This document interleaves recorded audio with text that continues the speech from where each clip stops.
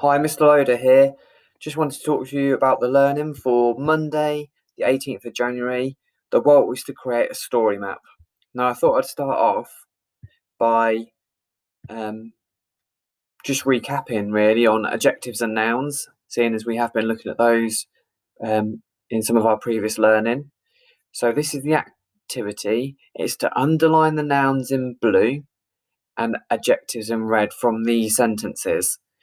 Now, before you do that, I'm just going to remind you about what a noun is. A noun is the name of a person, place, or thing. An adjective is a describing word and it describes the person, place, or thing. Okay, so you might want to pause the video and then have a go at the activity. Okay, I'm going to move on to the next slide. So here you can see, look, here's the answers. So she entered the gloomy forest.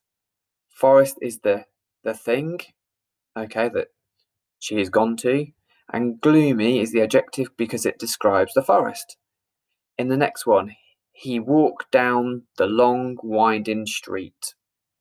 Now the street is the noun, and then long and winding are describing the street, so they are the adjectives. Now I haven't highlighted she or he.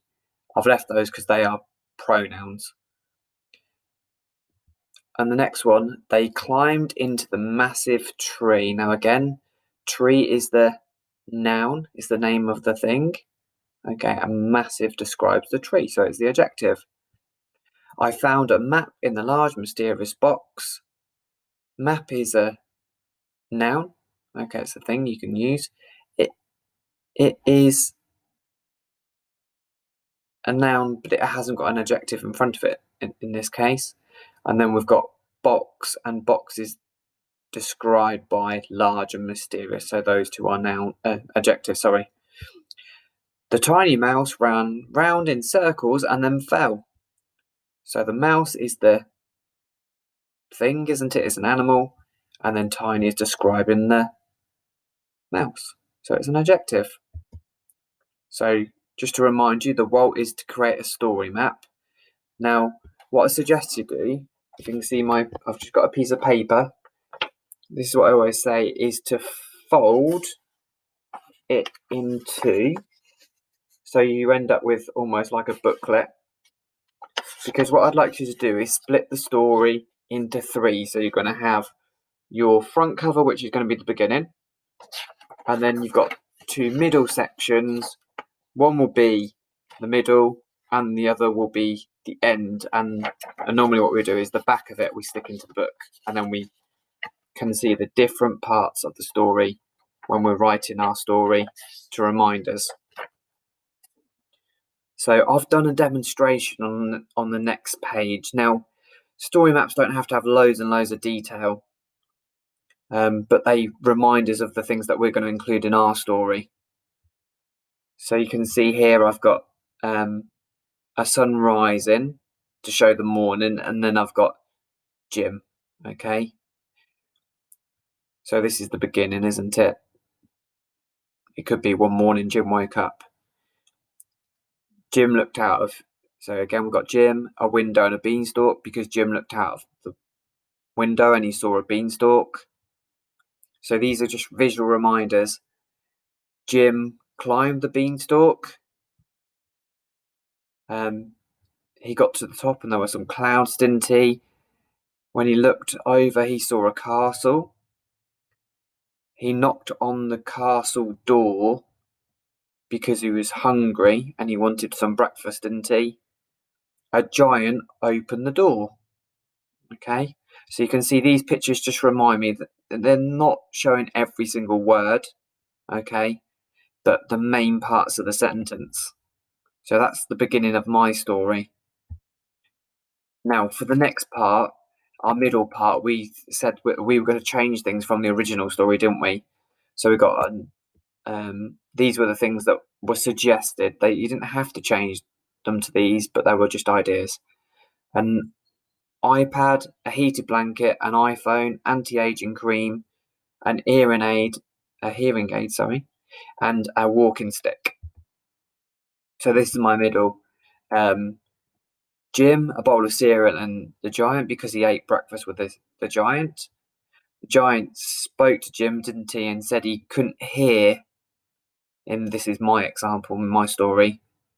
So Jim said, "Have you heard of a hearing aid?" And obviously he hadn't heard of a hearing aid. So the giant, there's a gold coin, Jim, and a hearing aid, because the giant obviously gave him a gold coin and said to Jim, "Get me a hearing aid." Jim gave the giant a hearing aid, didn't he? And my reason for that was so the giant could listen to the radio. He was missing listening to the radio. He loves listening to music, and he wants to listen to the radio. So that's why he wanted a hearing aid. Again, look, it started in a similar way to the first bit of the middle part. The giant spoke to Jim and said how cold he got at night. So Jim said, "Have you heard of a heated blanket?" And obviously the giant said no. So the giant again, gold coin, Jim, heated blanket, because the giant gave Jim a gold coin and said, "Get me a heated blanket." This is continuing the middle part. Jim, the giant, and a heated blanket. Obviously, the Jim gave giant a heated blanket so he could stay warm at night. And then the final part of the middle section, the giant spoke to Jim and said he was struggling to get to the shops.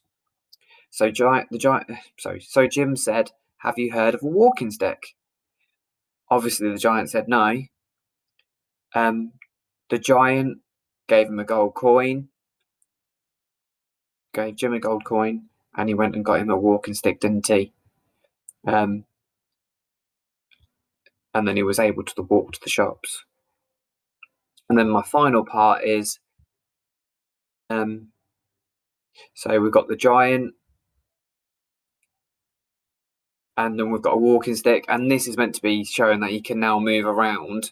I was thinking about how the story could end. I feel great now. I've got a walking stick because it means I can move around easier. So the giant then said he felt hungry, like in Jim and the Beanstalk. And Jim and the beans, there's Jim and a beanstalk because he's going to go down the beanstalk. Jim then cuts the beanstalk down. And then it ends, doesn't it, with the giant sending a note and a gold coin. So now what I think would be a good idea is if you share your story map with someone, maybe an adult at home, and then tell them your story from the story map. So I'll quickly do mine. So one morning, Jim woke up early. He got out of bed and looked out the window, and he saw a massive beanstalk. Jim climbed the beanstalk. When he got to the top and he got through the clouds, he saw a magnificent castle. He knocked on the castle door. Well, he knocked on the wooden castle door. Because he was so hungry, he wanted some breakfast. The giant opened the door, to Jim's surprise. This is my middle part. Jim shared breakfast with the giant. The giant said to Jim that he was struggling to hear what he was saying. So Jim said, "Have you heard of a hearing aid?" The giant said no. The giant then told him to get him a gold coin. The giant then gave him a gold coin to Jim and said, "Get me a hearing aid." Jim went down the beanstalk, didn't he? And got the giant a hearing aid. The giant was thrilled because he could now listen to his favourite music on the radio. The giant was speaking to Jim again, and he was telling him about how cold he got at night. So Jim said, "Have you heard of a heated blanket?" The giant said no, and he gave him a gold coin. And Jim went down the beanstalk again to go and get him a heated blanket.